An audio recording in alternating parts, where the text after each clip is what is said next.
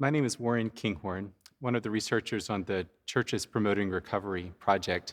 And it's really a pleasure today to be with Dr. Teresa Purdy, who is the medical director of the Substance Use Disorders Clinic at the Durham VA Medical Center and a colleague of mine at the Durham VA. Really appreciate your being with us today. Yeah, if you could just introduce yourself, how did you come to be interested in substance use issues, and what kind of practice do you do now? Yes. So I think my interest started in psychiatry residency training, which is a 4-year period of time where you train and learn about psychiatry.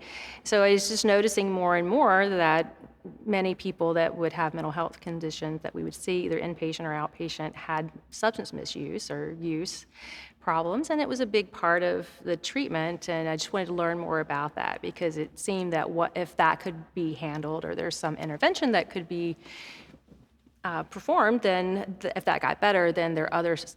They were able to pay attention better to their other mental health problems or medical problems. So I just wanted to learn more about that. So I did. I took a year to train specifically in an addiction fellowship at the Medical University of South Carolina in Charleston to learn more about treatments, therapies, as well as medications that could be helpful for substance problems. Great. And tell us a bit about your practice now. Like what Right. kind of therapies do you offer? How do you work with the folks you work with? Right. Well, my role is part of a team, so I'm one component of the Substance Use Disorders Clinic team. So my role as the psychiatrist is to do an evaluation for mental health, a psychiatric evaluation encompassing the substance use history as well as the current problems, and then offer medication management and provide education on those illnesses and the medication management, whether that's for their mental health concern or the substance use disorder. That is my role. And I work with the clinicians, which are social work therapists, psychologists, we have occupational therapy, chaplaincy. Many disciplines work together to provide individual and group therapies as well. Yeah, I love the way that you all work so well together as a team. Yes. I really respect that about the way that the clinic operates. So as a psychiatrist and physician working with people with substance use issues, you engage a lot with medical models of substance use. And I guess I wonder if you could talk about what's helpful about understanding substance use issues as medical problems. Are there benefits to that way of thinking? And are there any drawbacks to that way of thinking? Yeah. So yeah, I did think the medical model is helpful, considering that substance use disorders, repeated use of substances changes our brains as far as our reward pathways, how we think, what our judgments are, what we think is risky or not risky, and then as those changes occur, the medicine can help with that. And so I think that's a pretty important piece that sometimes may be missed. And I think that also having a chronic illness model, you expect things will get better sometimes. Sometimes things might get worse. It's not always a straight line of recovery. Sometimes you may have some setbacks or relapses and hopefully more and more remission is a chronic disease. The psychological components and learning coping skills and how to interact with people and repair relationships is very important too. Yeah, that's helpful. I do want to ask you specifically about this concept of MAT, or medication-assisted treatment, that I know you engage with a lot. Tell us about what MAT is and what kinds of MAT interventions are most common and how do they work? Sure. So medication-assisted treatment is a phrase that I think you would use because traditionally treatments for substance use problems were therapy. Medications really have come about more recently, recently like a couple decades, with newer treatments. So medication-assisted treatment to me is just treating a chronic illness with medicine. Like if you have high blood pressure, you're going to treat it with medication, and that could be chronic. We don't call it medication-assisted hypertension treatment. Or diabetes Or treatment. diabetes Yeah, treatment. right. So for me, it's just you're treating an illness with medication. But what that is for substances is alcohol and opiates in particular do respond to medications. And so for opiate use problems, there are 3 things that we use. And so basically, in either of those 3 options are effective, more so than treatment without medications, in helping a person avoid opiate use, So it reduces opiate use. It can reduce opiate deaths from either overdose or the medical complications from opiate use disorder. And then it also has been shown to reduce justice involvement as far as less legal trouble, less medical problems, and people are able to focus on their lives and do the things that we all do, work, take care of our families.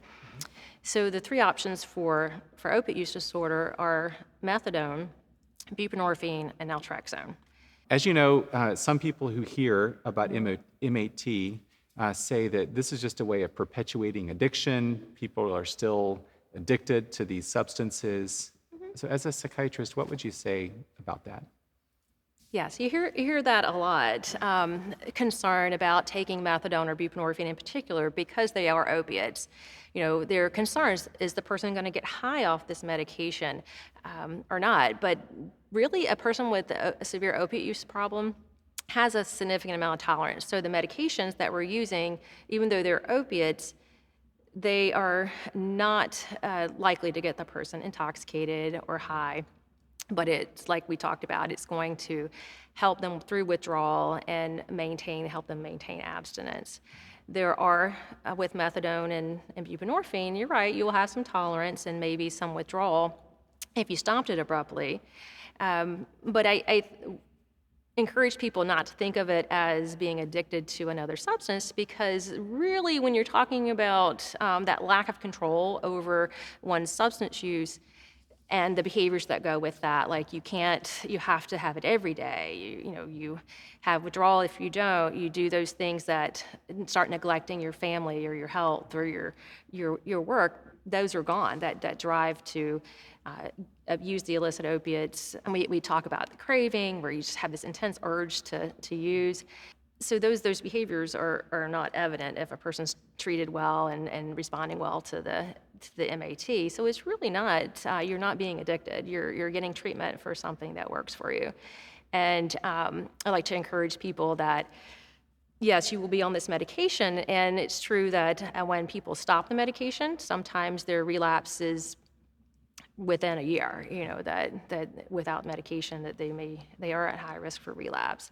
So I think that's important for folks to know, that it's not necessarily substituting one substance for another.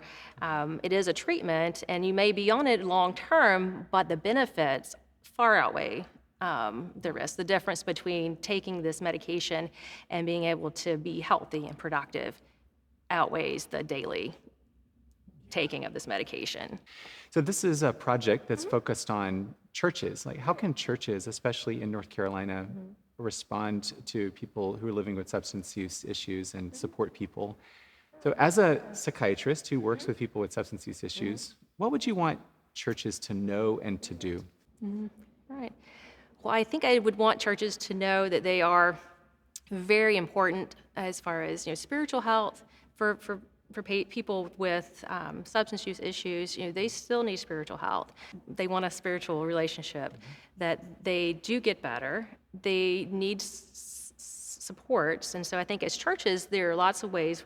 Many churches are looking for ways to be helpful, to go on mission and things like that. So I think it would be important for churches to know that people with substance use disorders or substance use issues are people first. As the body of Christ, you want to be his hands and feet, and you want to be encouraging to people. And so I think mercy and grace to folks that are suffering is pretty important. And I think sometimes we forget that in the midst of the behaviors that come with substance misuse, we get angry about that sometimes. And so I think I would want churches to know that they are a vital support for people, and that there are many ways they can get involved, supporting,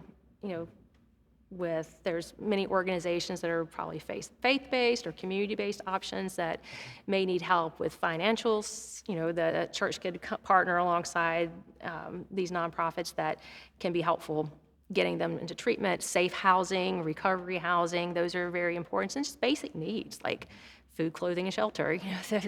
Transportation is very important, and just encourage people that there are treatments available, whether that's medication or psychotherapy, and they're effective and they work. And just to encourage people to seek treatment sooner rather than later. And I would suggest, avoiding blaming and really looking at our own attitudes towards folks that have substance use problems, and recognizing that when if we somewhat are judging or off-putting, then they're not going to feel comfortable coming to us for help. And it is pretty important, I think, that we're open to helping people. People are going to feel that. People are going to feel that, and it's not uncommon. I've had folks tell me that they can't go, and that's sad. They can't go to church, or they don't feel welcome at their place of worship anymore because of that, or they feel shame. And so I think that we have to stop whispering about people. Like, we can't really whisper about people like, oh, they have that substance problem, or they're using, but to be open and be honest with ourselves and with people that are suffering with us, so that they can feel like someone is supporting them. Whether they're ready to change or whether they're able to change at this moment, I think giving them that support and letting them know that you're there for them is helpful. Thank you so much for sharing your wisdom and your experience, and it's really a gift to hear from you. Thank you.